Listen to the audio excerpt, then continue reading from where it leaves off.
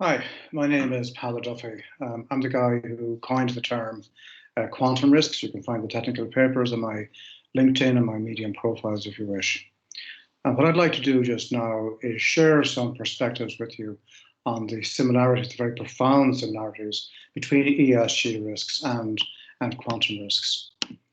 Before I get into the detail of it, I think it's important that we all acknowledge how major organizations must absolutely feel that they're being pulled in every direction with, for example, the large variety of global standards that exist out there, this alphabet soup of global ESG standards.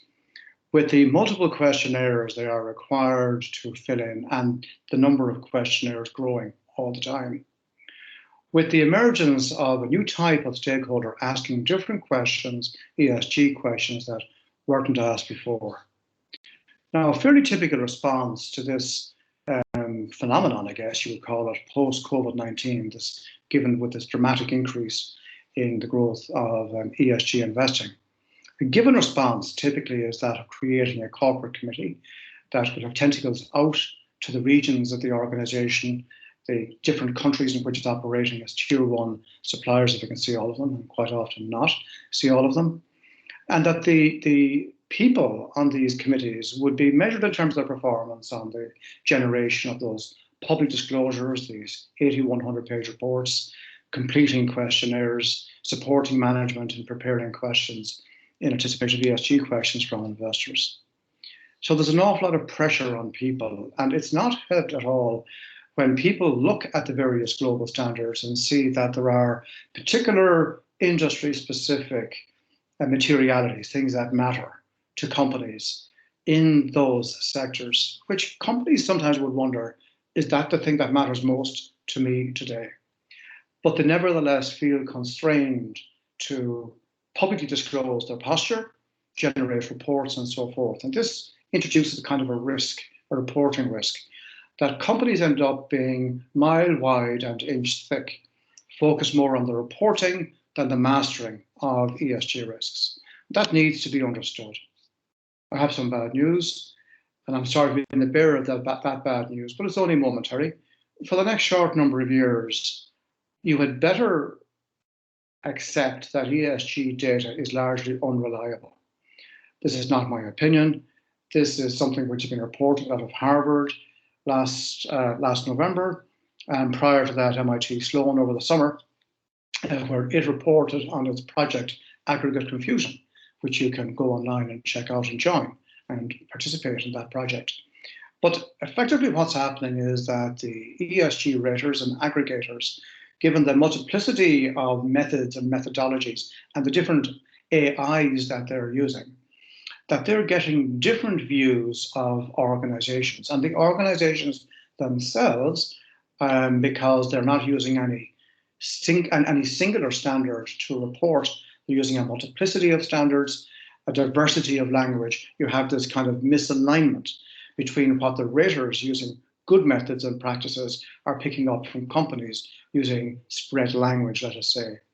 And so if you were to ask 5 or 6 raters to give a rating on an individual company, you're going to get quite a spread. So that needs to be understood. And that gives us a segue, as it were, into a question. And the question is, and it should be asked, do multinational corporations know what they know? Do they know what they don't know?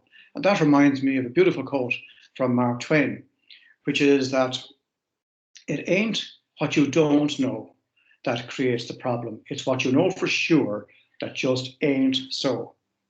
So let me expand on that. Let's think of the global economy as a global behemoth ecosystem. Let's imagine a pyramid.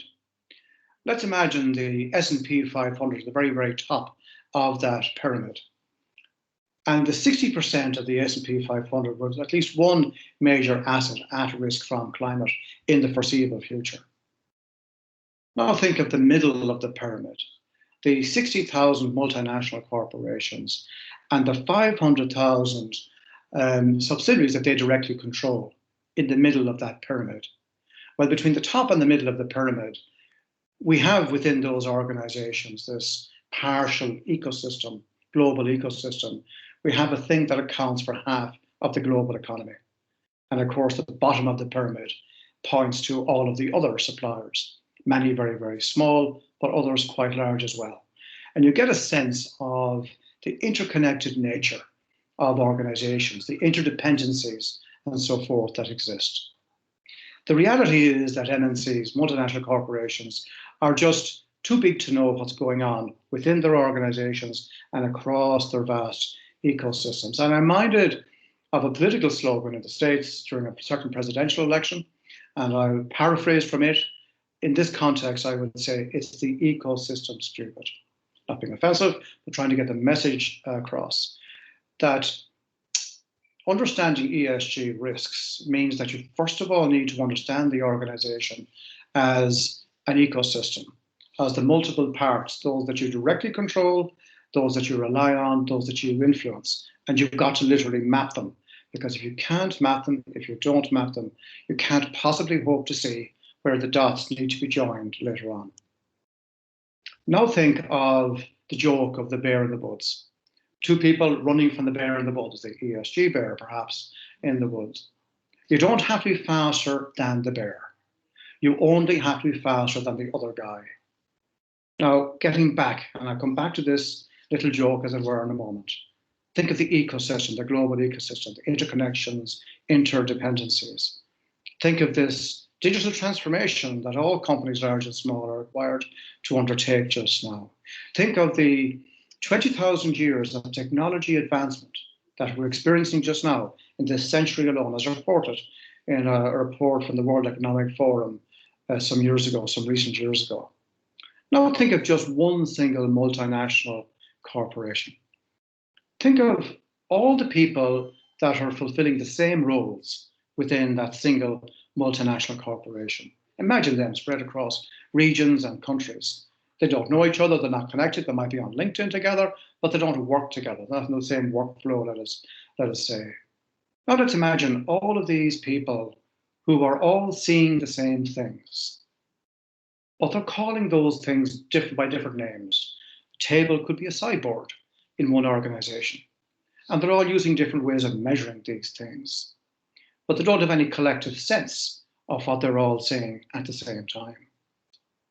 Now imagine for a moment if all of those people had the presence of mind to tag all of the environmental impacts, all of the social impacts associated with the things that they're saying. Imagine at the same time if they were to tag the capitals, not just the financial capital, manufactured capital, natural capital, social and relationship capital. Imagine if they were to tag what matters most, the basic unit of currency, the basic currency of tracking what needs to be done to achieve objectives and what needs to be understood in terms of ESG risks. And what also then if they were classifying them as opportunities to be exploited, but also risk factors to be controlled and managed.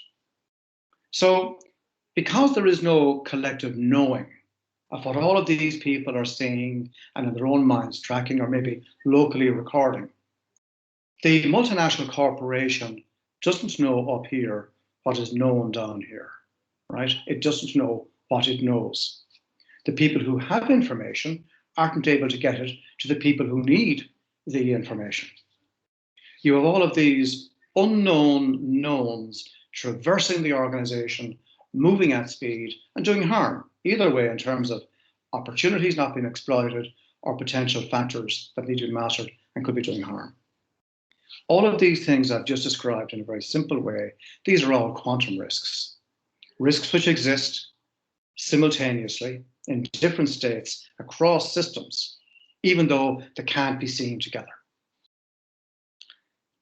Now, the bottom line in this particular regard then is to understand that there's a difference between ESG sustainability reporting and asking yourselves the question, what ESG data do boards need to make better decisions? What ESG data do boards need to make better decisions? Because every time you're making a decision, you're managing a risk. And what is a risk? Well, if I'm in London, I want to get to Manchester.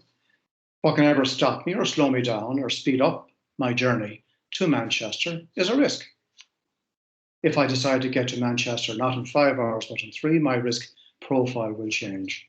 And so every time I'm making a decision, I am managing a risk.